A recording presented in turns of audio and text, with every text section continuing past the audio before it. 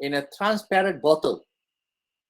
And if the chemist sells the poison in a transparent bottle, which resulted a customer to swallow it accidentally, then the chemist should not be protected under Section 80. Even though putting that what we call poison into a transparent bottle, causing that accident was not an act which was mala in se. It was mala prohibita. It is mala prohibita. But he may not be able to rely on the defense of accident. Why? Because the reason why we have such regulation, why we have such law, is to avoid this kind of accident. And because he did not comply with that regulation, it caused that accident. Because of that, he may not be able to rely on the defense of accident, despite the fact that the act is not mala in se, but it is merely mala prohibita. Because the reason why we have such regulation, the reason we have such law is to avoid this kind of accident.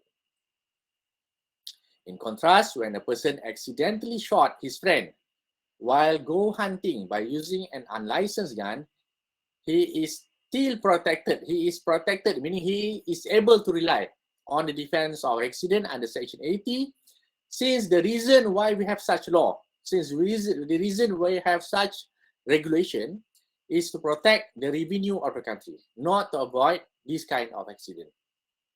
That is in India, or in England. The statute would never contemplate such injury in such a way. Therefore, you may still be able to rely on the defense of accident, because the reason we have such a law that the gun must be licensed is not to avoid accident, this kind of accident, but to protect the revenue of the country. In contrast with the first example, the reason why we have the regulation that the poison should not be put into a transparent bottle, it should be put in an opaque bottle, a bottle whereby we cannot see through, is to avoid this kind of accident where someone drink it accidentally. So the reason why we have such law is to avoid this. If the reason why we have such law is to avoid that kind of accident, despite the fact that if it is mala prohibita, not mala in se, he may not be able to rely on the defense of accident. But it does not cover the situation where the act itself is an unlawful act. Meaning, if it is mala in se, definitely he may not be able to rely on the defense of accident. This can be seen in the case of Jagisha against King Emperor. In this case, there was a fight between the woman's husband and the accused. The accused was fighting with a man. And then the wife of that man, the wife of that particular man, was trying to help her husband. The man that was fighting with the accused was trying to help her husband, but she was holding her baby.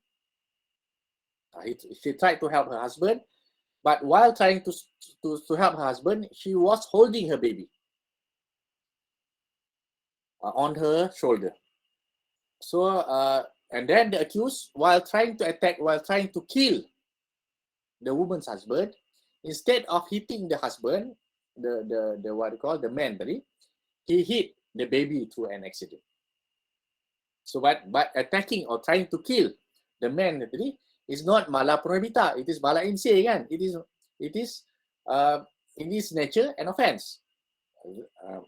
And the baby died. The court held that he was not, even though it was an accident, he was not allowed the defense of accident, because the act itself, trying to kill the man was a mala in se. An act in its nature is unlawful. Therefore, he was not allowed the defense of accident. And then another requirement is that under Section 80 is clearly stated that in doing the act that caused the accident, he must have done that with proper care and caution. The standard of care and caution that is expected from a person is based on what would a prudent and ordinary man consider adequate in the circumstances of the case. In the case of state of Rangaswamy Narasimha Naidu, the accused accidentally fired his gun to the deceased because he thought that deceased was a hyena. A hyena is some sort of animal, a little bit bigger than a dog.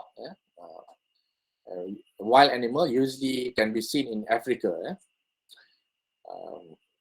He thought that it was a hyena, which he had seen in the vicinity on the previous day, and the weather of the day was raining, and the sky was dark, cloudy, so it was dark. So he could not see very clearly because it was quite dark, and the deceased was covered with a gunny sack. So gunny sack, the brown in color, and because of that, the color of the gunny sack was quite similar to the color of a hyena. So he thought, so he what you call, he shot at that thing, killing that man. The court held that the care and caution had been taken by the accused. So he had already taken care and caution, and what would a prudent and reasonable man think adequate in the circumstances of the case. Because of that, the court allowed him the defense of accident. Now the case of Smith and Emperor, this is also on taking care and precaution. Yeah? In this case, the accused drove slowly and had entered a road which was under repair. The road was closed because it was under repair, but he need to go through that road because he needed to go home. Unfortunately, two workers were sleeping on that road. Two workers were sleeping on the road, and they covered the whole body because perhaps it was cold at night. It was cold. So they covered their whole body with a blanket, except their faces. Only their face was not covered. And then because he could not see that the workers, he ran over the workers, killing them. So now the question was that whether he could rely on the defense of accident. One of the issues being raised in this case was whether he had taken proper care and caution, because the requirement under Section 80, one of the requirements under Section 80 is that he must have taken care and caution in doing that act. So the court held that because it was not reasonable, it was not a normal way for a person. Road is not for sleeping. So it was not a normal way of using that road. Because of that, when he drive slowly and carefully and still running over the workers, he was allowed the defense of accident. He had already taken proper care and caution while doing so. So he was allowed the defense of accident.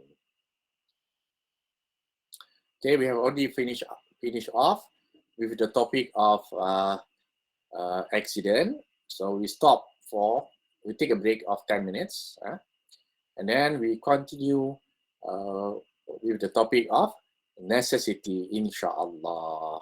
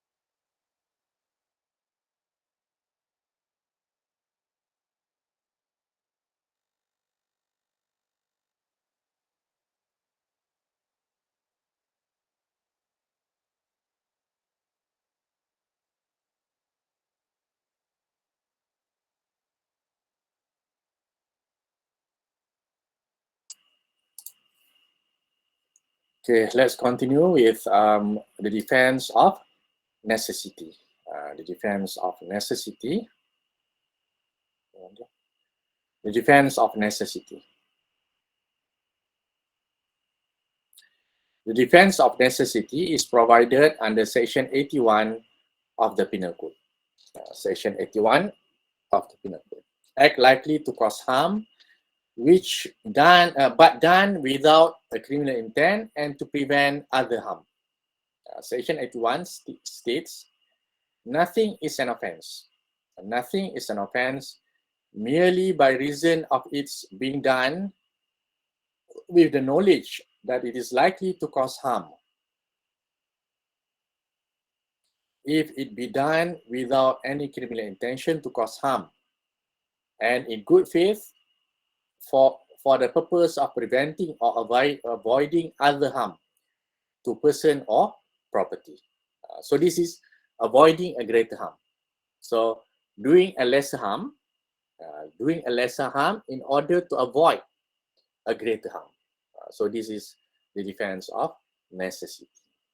Explanation, it is a question of fact in such a case whether the harm to be prevented or avoided was of such a nature and so imminent as to justify or excuse the risk of doing the act with the knowledge that it was likely to cause harm.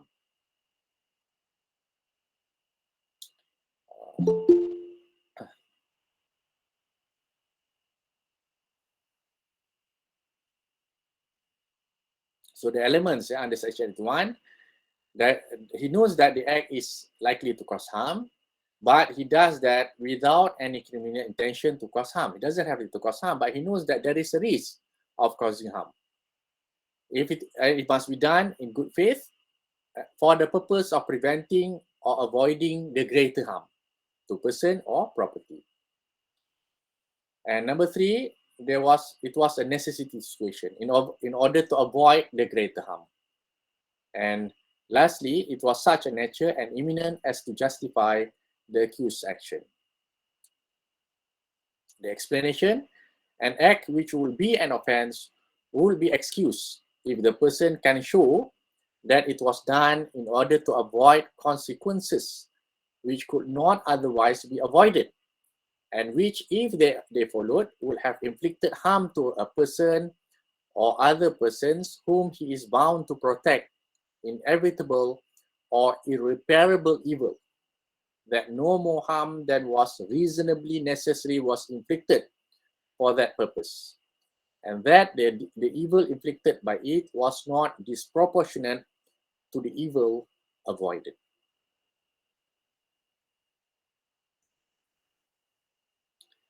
The basis of Section 81 is that it is permissible to cause harm in order to avoid a greater harm to person or property. But the harm to be avoided must be of such a nature and so imminent as to justify the accused act. So necessity is a situation whereby if he does that, then he may cause harm. If he does another thing, he may also cause harm. So now he has no choice whether to take the risk of harming the lesser harm, or to take the risk and causing a greater harm. So he chooses to take the risk of causing a lesser harm. And then he doesn't have the intention to cause any harm, but it really causes harm to someone. But the reason why he does that is to avoid the greater harm. So he may be allowed the defense of accident under Section 81 if he falls under this category. There are two approaches. Number 1, the balancing of evil approach. It is permitted to commit a lesser evil in order to prevent a greater evil. And the second approach is the harm to be avoided must, if judged objectively, is found to be out of all proportion to that actually caused by the defendant's conduct. In the case of public prosecutor against Ali bin Omar, the court acquitted accused for carrying tin ore in a local craft without the permission of Director General of Customs. They claimed that their boat had a broken rudder, forcing them to distress into Malaysian water. So in this case, they entered to Malaysian water. So it was an unlawful act. It was against the law. However, if they do not enter into Malaysian water, they may die because of starvation, because their boat had a broken rudder, meaning they couldn't control their boat. They couldn't. They had to repair the rudder. If not, they will go into open seas. It was very dangerous for them. So they had to do that. So that was to avoid a greater evil. They commit a less evil, that is going against Malaysian law, in order to avoid a greater evil, that is death in the sea, in the high seas. So in this case, the court held that he was allowed the defense of necessity. Another case, the case of Muhammad Sarwar against the state. The court held that the accused in attacking the victims were entitled to the defense of necessity to prevent their homes from imminent danger or being washed away by flood waters. In order to save their house, they did that. So it was an offense. It was he was allowed the defense of necessity. In Gopal Naidu against Emperor, it was held that the defense of necessity was available to village magistrate who arrested a drunken man whose conduct was a grave danger to the public as he was threatening to commit assault. Then we can proceed the popular case of R against Dudley and Stephens. R against Dudley and Stephens. The two accused, with a third man and a 17-year-old boy, were cast away on the high seas in an open boat, meaning that their boat had broken down. The boat was broken down, so they could not control the boat. It drifted. The boat drifted into the high seas. So they had finished off all their foods and water, and they were about 1,600 miles from the nearest land. 1,600 miles, around 3,600, 2,600 kilometers from the nearest land. 2,600, very far. 2,600 kilometers. This is in the boat. And in 1884, not up now, they can seek the help of helicopter to come and save them. But this was in 1884. So they drifted in the boat in the two boats for 20 days. They had been running out of, they had run out of water or food, so they were very hungry. When they had been 8 days without water and fearing that they would soon all die without some sustenance, meaning they died of starvation, the defendants killed the boy, the 17-year-old boy, who was likely to die first. In order to save themselves, they killed the boy. And then they ate the flesh of that boy, the 17-year-old boy, and drank the blood of that boy. And they survived with that for a few days until they were rescued. For 12 days, they were eating that boy. And they were drinking that boy for 20 days, for 12 days, because they were drifted in the boats for 20 days. When after 8 days has passed, and after 8 days had passed, and they were very hungry and thirsty, they killed the boy, and they survived for another 12 days. And then they were safe. They were then rescued by a passing vessel and were subsequently charged with murder. The accused pleaded the defense of necessity. However, the court did not allow him the defense of necessity because the defense of necessity did not extend to causing death, did not extend to murder. But however, later on, the sentence was reduced. He was still found guilty for offense, but the sentence was reduced to 6 months imprisonment.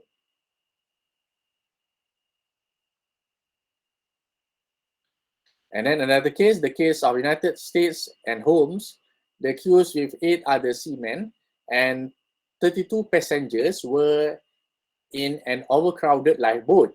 Fearing that the boat would sink, they threw 16 passengers overboard. The crew was directed not to part man and wife, meaning the man who brought his wife to that boat were safe. But those who do not bring will be thrown into the sea, and not to throw over any women. So women are safe, and men who brought his wife were also safe. But those who did not bring their wife were thrown overboard. The court held that the accused was guilty as the case does not become a case of necessity, unless all ordinary means of self-preservation has been exhausted. So there was other means to avoid that. It was not a really imminent situation, a really necessary situation. There was other means to avoid that. Because of that, the court did not allow him the defense of necessity. So the principles that may be derived from the case law are that, number one, self-preservation is not a defense of necessity. No man has a right to take another's life to preserve his own, and homicide is not allowed. The defense of necessity does not extend to killing another person. So that's all under the defense of necessity. Sir, what does he mean by self-preservation? Self-preservation is similar. Actually, it is similar to what we call number two. This I take from what we call our textbook written by Cik Auda. Self-preservation meaning if he wants to save himself, he may die. If he doesn't save himself, he may die. Oh, like that case, the one they killed the boy lah. Like the one that killed the boy. In order to save himself, then he need to kill someone. So that is not allowed. In order to preserve himself, in order to save himself, then he kill another person. That is not allowed. Actually, this is similar to number 1, 2, and 3. Actually, all these things are similar, kan? Okay, any other question on the defense of accident and necessity?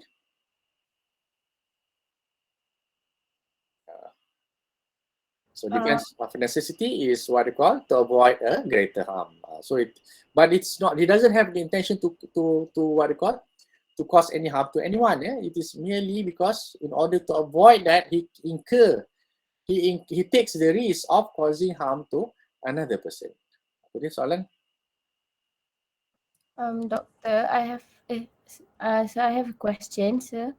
What if someone that harm another person in the time that to protect himself against like robbery, like there are cases where the person like not kill, like harm someone to protect him and his family. Which part?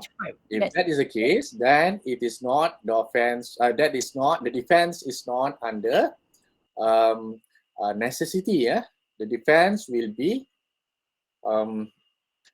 private defense. Private defense of the property. If let's say someone trying to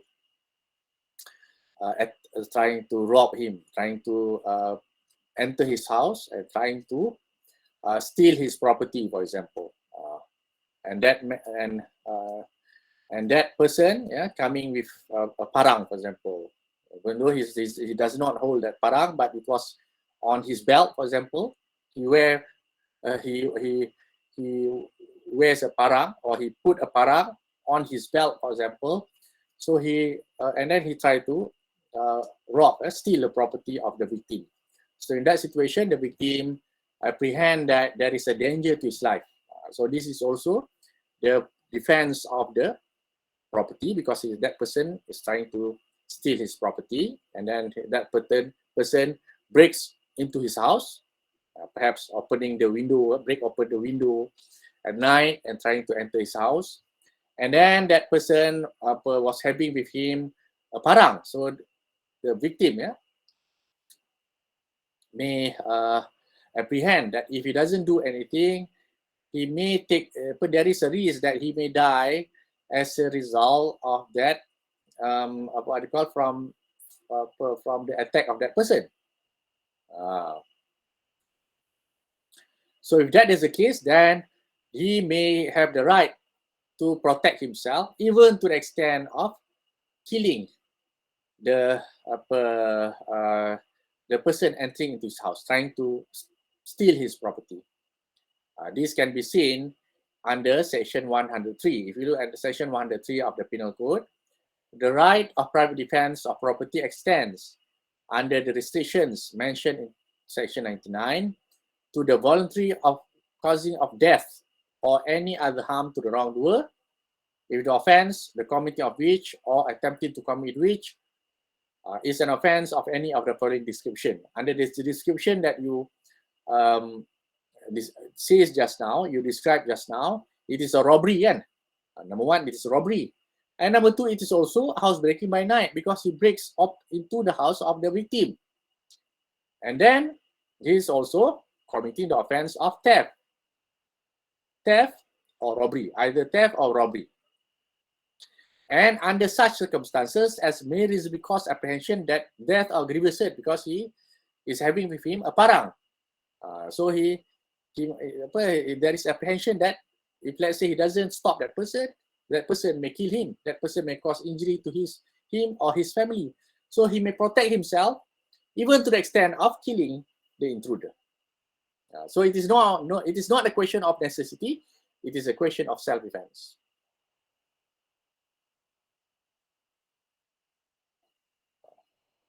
Necessity, you can see the example. Example can be seen under section, let's say section 81. Section 81, the example under section 81. A, the captain of a vessel, steam vessel, suddenly and without any fault or negligence on his part, finds himself in such a position that before he can stop his vessel, he could not stop his vessel. He cannot stop his vessel.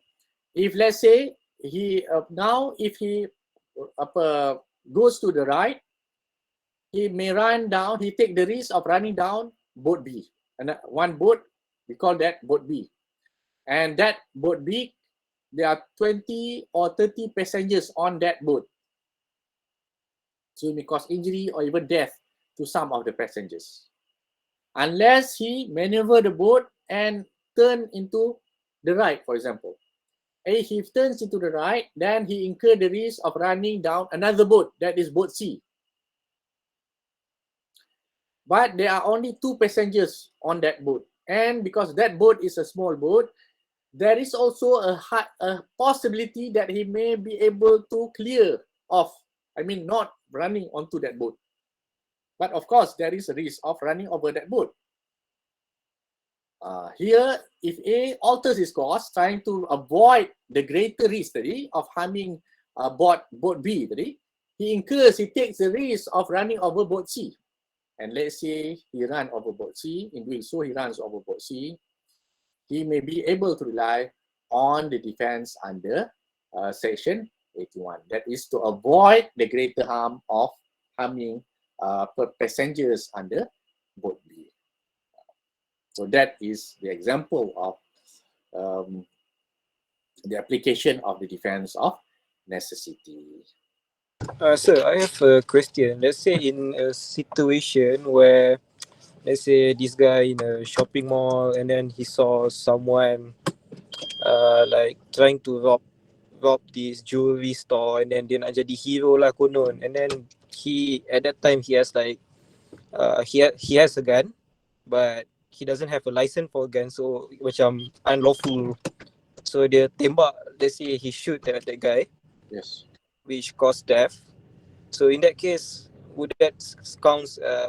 What would be that situation? Okay. Like, yeah. Just curious.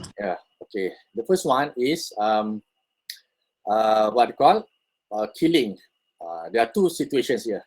Number one, he kills using that gun. He kills the robbers. Dah fall under 299 kan? Robbers. This is not 299. This is 300 and 302. This is murder. However, this is not 299 is culpable homicide, not amounting to murder. This is murder. Definitely, this is murder. Oh, understood. However, he is allowed to do that. He is allowed, under the law, he is allowed to kill. Because this is not a question of what you call mistake. This is not a question of accident. This is not an accident. So there's no question that it must be a lawful act by lawful means or lawful lawful act, lawful means, apa nama tadi, lawful act, lawful means, lawful manner. That question doesn't arise because this is not, the defense is never an accident. The defense here is what? The defense here is a private defense of the property. If you look under section 103 just now, he may go to the extent of killing the what you call the robber. If let's say it is a robbery, that the robbery, it was a robbery because they were armed, so it was a robbery. So he may go to the extent of killing the robbers. And if you look at section section 90, if you look at section 97, if you look at section 97, yeah, every person has a right to defend, the property, if you look here, the property, yeah, of himself or of any other person. You look here, or of any other person. Or of any other person. Meaning that he still have the right to protect the property of another person, even though it is not his property. And under section 103 just now, under section 103 just now, he may go to the extent of killing the robber. Because it falls under, if you look at the situation that you described just now, it falls under section 103. Because his robbery, he has a dangerous weapon with him, so it is robbery. So when he killed that person, he is allowed the defense under section 103. But he has committed another offense. The offense is that he has a gun without license. So that is another matter. So he may be charged. That is up to the prosecutor, up to the public prosecutor. So there is a high probability that he will also be charged, but not for killing the person tadi, because he's allowed to do that. But he may be charged for the offense of having a gun without license. And that is a very, what you call, serious offense in our country. So these two things should be look at different, what you call, different offense. Yeah? Number one, when he killed the robbers, he has not committed an offense. It is not an offense at all, even though he's using that what you call a gun without license. It's not an offense for him to kill that person. It doesn't really matter what kind of weapon he's using, but he may still be found guilty, but not because of killing that person, but because having with him a dangerous weapon without license, a gun without license. This is the situation. How about this situation? I remember this one situation where someone cheated, like this guy like kena rasuk or something, and then he killed his family. And yes. So is that considered unsoundness of mind? Yes, if that is the case, then it may be considered as a person of unsound mind, because a person of unsound mind is that a person who doesn't know what he's doing. He doesn't know what he's doing. He doesn't know that he's doing something which is wrong. Unsound mind, under our law, under the penal code, is not limited to a person who is having disease of the mind. Disease of the mind, penyakit gila. It's not necessarily limited to that. Even if he is suffering from being possessed by what they call some sort of apa namanya, jin ke, genie, some sort of whatever it is. But as long as it can be proved that he doesn't have the control over his mind. He doesn't know that he's doing what is wrong. So he may be able to rely on the defense of unsound mind.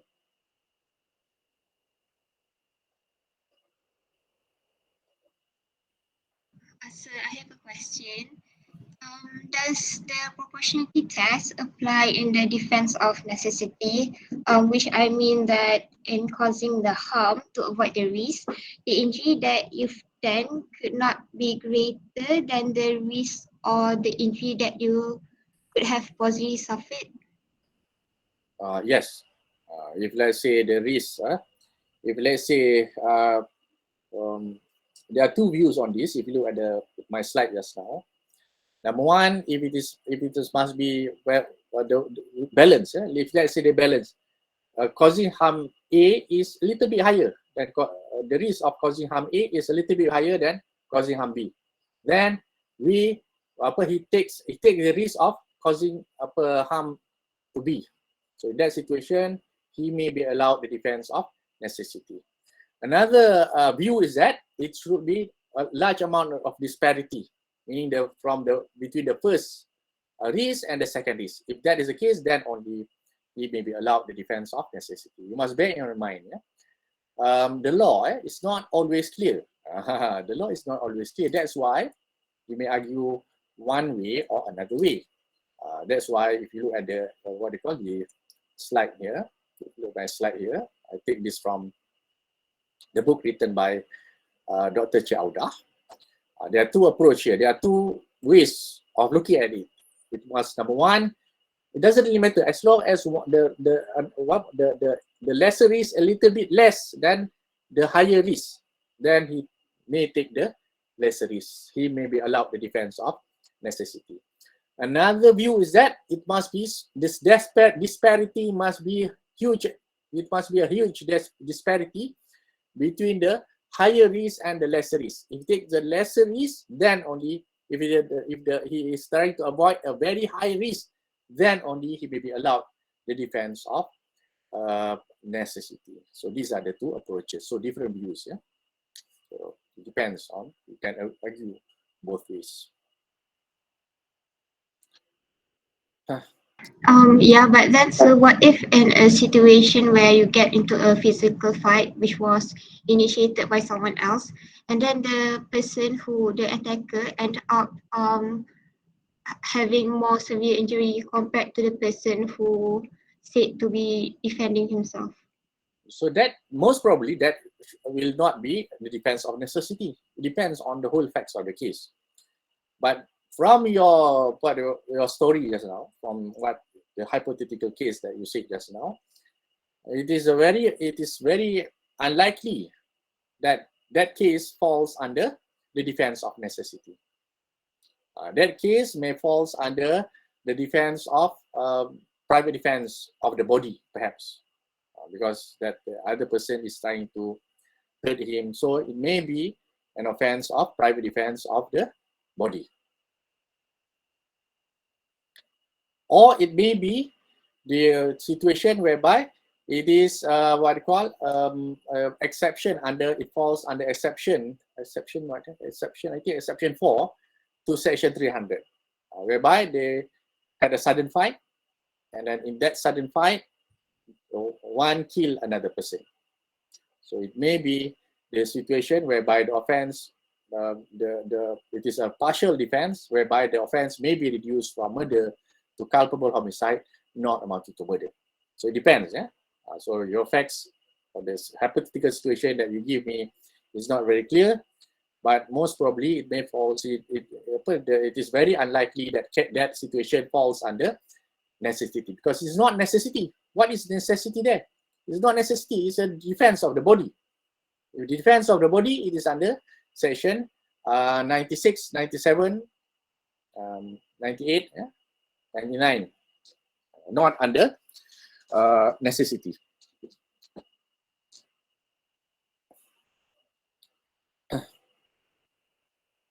Anything else? So will you be sharing the slides later? Yes. Inshallah, I've already given up until which part? The slides. Until causation only. Until causation, okay. Okay, insyaAllah.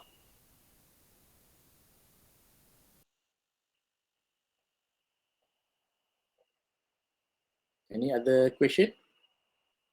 The attendance is in the your future. Yeah? Anything else that you want to ask? The defense of accident and also the defense of necessity. Yeah?